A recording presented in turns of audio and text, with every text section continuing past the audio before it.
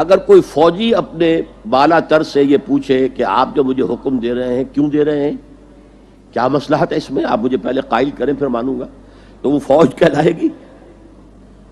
بڑی پیاری نظر تھی، ایک فوج کو ایک رسالہ 600 سواروں کا حکم دے دیا گیا، چارج، بڑھو حملہ کرو، جبکہ صورت یہ تھی کہ داہنی طرف بھی توپیں لگی ہوئی ہیں اور آگ برس رہی ہے، بائیں طرف بھی توپیں ہیں، سامنے سے بھی توپیں ہیں۔ ان 600 آدمیوں نے سمجھا someone has blundered, cannons to right of them, cannons to left of them, cannons in front of them, someone has blundered.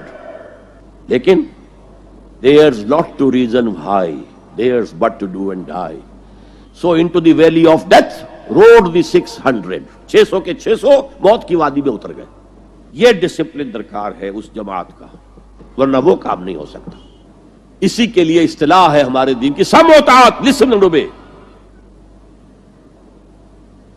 قرآن میں آتا ہے فاسمعوا واطیعوا، سنو اور اطاعت کرو، اور حضور نے بیعت لی اپنے صحابہ سے۔ حالانکہ حضور کی اطاعت تو صحابہ کرتے ہی کرتے تھے، جب رسول مان لیا تو اس میں اطاعت میں اب کون سی کمی رہ گئی، ماننی پڑے گی۔ وما ارسلنا من رسول الا لیطاع باذن اللہ۔ لیکن حضور نے اپنے بعد کے لیے ایک سنت چھوڑی ہے، اب آئندہ یہ کام اگر ہوگا تو کوئی نبی تو نہیں آئے گا کہ اس کی اطاعت بطور نبی کی جائے، کوئی رسول نہیں آئے گا کہ اس کی اطاعت بطور رسول کی جائے، تو کوئی اجتماعی نظم قائم ہوگا، کس بنیاد پر قائم ہوگا؟ میرے نزدیک یہ سنت اپنے بعد والوں کو چھوڑنے کے لیے حضور نے بیعت لی۔ میں نے ایک حدیث آپ کو سنائی تھی، حضرت حارث عشری رضی اللہ تعالی عنہ فرماتے ہیں، یہ مسند احمد ابن حنبل میں بھی ہے، ترمذی میں بھی ہے، قال قال رسول اللہ صلی اللہ علیہ وسلم انی آمرکم بخمس اللہ امرنی بہن۔ یہ ایک روایت میں اضافی الفاظ ہیں، اللہ امرنی بہن، دوسری میں نہیں ہے۔ انی آمرکم بخمس کے بعد شروع ہو جاتی ہے بالجماعت والسمع والطاعت والہجرت والجہاد فی سبیل اللہ۔ مسلمانوں میں تمہیں 5 باتوں کا حکم دے رہا ہوں، اور یہ حکم اللہ نے مجھے دیا ہے۔ حالانکہ آپ کو بھی حکم دینے کا اختیار ہے، لیکن آپ نے تاکید کے لیے کہا، میں اپنی طرف سے نہیں کہہ رہا، میں پہنچا رہا ہوں۔ انی آمرکم بخمس اللہ امرنی بہن بالجماعت والسمع والطاعت والہجرت والجہاد فی سبیل اللہ۔ ذرا دیانتداری کے ساتھ ہاتھ اٹھائے ان مجمع میں سے وہ لوگ جنہوں نے پہلے کبھی یہ حدیث سنی ہے۔ ایک تو ادھر میں نے ہاتھ دیکھا ہے، اس کا چرچا ہی نہیں ہمارے ہاں۔ کیوں؟ یہ اس لیول سے متعلق ہے جس لیول پہ ہم سوچتے ہی نہیں۔ اقامت دین کی جدوجہد، نظام کو بدلنے کی جدوجہد، یہ ہمارے ذہن سے خارج، ہمارے تصور دین سے خارج۔ دیکھیے وہ جو ہے بنی الاسلام علی خمس، اس میں امر نہیں ہے، یہ خبر ہے صرف۔ اسلام کی بنیاد 5 چیزوں پر قائم ہے، شہادت اللہ الہ الا اللہ وان محمد رسول اللہ، واقام الصلاۃ وایتاء الزکوٰۃ وصوم رمضان وحج البیت من استطاع الیہ سبیلا۔ یہ حدیث کس کو نہیں معلوم؟ متن یاد نہ ہو یہ بات دوسری ہے، کس کو نہیں معلوم 5 ارکان اسلام حضور نے بتائے ہیں؟ حالانکہ وہاں یہ ہے میں تمہیں حکم دے رہا ہوں، اور چرچا ہی نہیں ہے ہمارے یہاں۔ جس گاؤں جانا نہیں اس کا راستہ کیا پوچھنا، جو کام ہم نے کرنا ہی نہیں، اس کے جو لوازم ہیں ان کے تذکرے کی کیا ضرورت ہے؟ یہ ہے ہمارا اس وقت کا عام مسلمانوں کا تصور۔ زیادہ سے زیادہ یہ کہ دین کو پھیلاؤ، پہنچاؤ، کتابوں سے، رسالوں سے، ویڈیو سے، آڈیو سے، مواعظ سے، درس قرآن سے، ترجمہ قرآن سے، یا تو یہ کہ اپنی ذاتی نیکی کا تصور ہے، اور یا پھر اس سے اوپر صرف یہ دعوت و تبلیغ۔ اس سے اوپر کی تیسری منزل جسے اقامت دین کہا جائے، جو خصوصی الفاظ حضور کے لیے 3 مرتبہ قرآن میں آئے، هو الذی ارسل رسولہ بالہدی ودین الحق لیظہرہ علی الدین کلہ۔ کسی اور نبی کے لیے 1 دفعہ بھی نہیں آئے، حضور کے لیے 3 دفعہ آئے، سورہ توبہ، سورہ فتح، سورہ صف۔ یہ چونکہ چیز ہمارے ذہنوں سے نکل گئی ہے، لہذا اس کے جو متعلقات ہیں اس کی طرف بھی توجہ نہیں ہے۔ سیدھی سی بات ہے، منطقی بات ہے، جس گاؤں جانا نہیں اس کا راستہ کا ہے کو پوچھنا۔ یہ 5 چیزیں ہیں لازم، جماعت کی شکل میں رہو. یہ بھی فرمایا علیکم بالجماع، یہ حضور کی حدیث ہے، علیکم بالجماع، لازم جماعت کی شکل میں رہو. اور حضرت عمر کا قول ہے، اور آپ کو معلوم ہے کہ صحابی کا قول بھی حدیث کہلاتا ہے.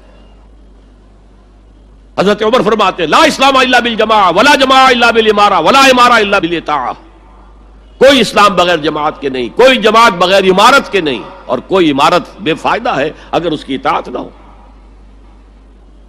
تو پہلا حکم بالجماع والسمع، اور سنو. سننے کے لیے وابستہ رہنا ہوگا، وابستہ رہ شجر سے امید بہار رکھ. اب یہ نہیں ہو سکتا تھا کہ حضور پر کوئی بات آئی ہے تو آپ خود ہر ایک کے گھر جا کے اس کو پہنچائیں. آپ وابستہ رہیں اس نظم جماعت کے ساتھ. جیسے کہ درخت کا پتا جو ہے اس تک بھی جڑ سے لے کر جو غذا آ رہی ہے درخت کے پتے تک پہنچ رہی ہے. تو پیوستہ رہ شجر سے امید بہار رکھ، اس پیوستگی کے ساتھ، تاکہ وہ سارے احکام آپ تک خود بخود پہنچے. والطاعہ، اور اطاعت.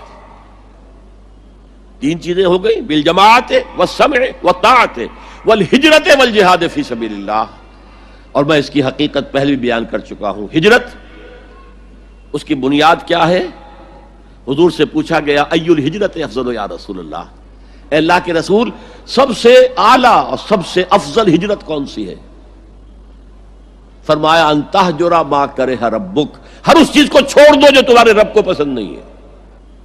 آج اپنے گریبان میں جھانکیے، جو چیز زندگی میں غلط ہے شریعت کی روح سے طے کیجئے کہ اب نہیں ہوگی، اب ختم کر دوں گا.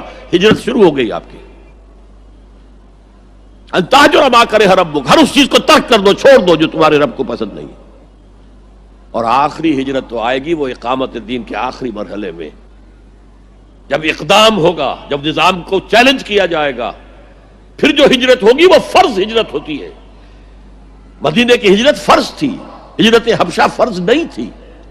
وہ تو جن لوگوں کی ہمت جواب دے رہی تھی اور جو پرسیکیوشن ہو رہی تھی اور جو تشدد ہو رہا تھا اس کو برداشت نہیں کر پا رہے تھے، انہیں اجازت دے دی گئی کہ ٹھیک ہے چلے جاؤ، حبشہ کی طرف ہجرت کر جاؤ. مدینے کی ہجرت فرض تھی. اگر کوئی ہجرت نہیں کر رہا ما لکم من ولایتہم من شیء حتی یہاجروا، تو اے مسلمانوں تمہارا ان سے کوئی تعلق نہیں ہے جب تک کہ وہ ہجرت نہ کرے. بلکہ سورہ نساء میں اس کو بھی ایک طرح کا نفاق قرار دیا گیا.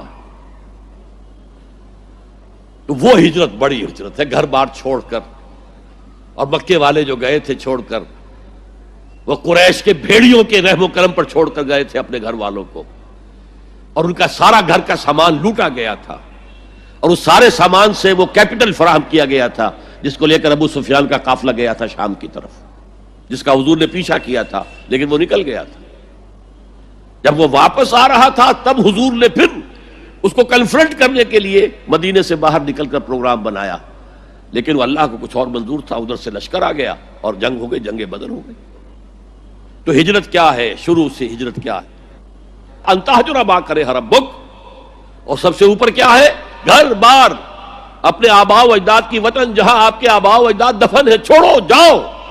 اور جاؤ وہاں جہاں پوری طاقت مرکوز ہو جائے، تاکہ آپ نظام باطل کو چیلنج کرنے کے لیے ساری طاقت ایک جگہ جمع کر سکیں. اور جہاد پوچھا گیا ای الجہاد افضل یا رسول اللہ، سب سے افضل جہاد کون سا ہے اللہ کے رسول؟ فرمایا ان تجاہد نفسک فی طاعت اللہ، کہ اپنے نفس کے خلاف جہاد کرو، اسے اللہ کا مطیع بناؤ. وہ سرکش ہے. وما ابرئ نفسی ان النفس لامارۃ بالسوء، یہ نفس جو ہے امارۃ بالسوء، برائی کا حکم دینے والا ہے. اس کے خلاف کشاکش کرو اور اس کو دباؤ، اسے اللہ کے سامنے جھکاؤ. یہ جہاد افضل ہے. اور بلند ترین جہاد قتال فی سبیل اللہ. ان اللہ یحب الذین یقاتلون فی سبیلہ صفا کانہم بنیان مرصوص. یہ ہے وہ حدیث جو ہمارے تصورات سے خارج ہو گئی ہے.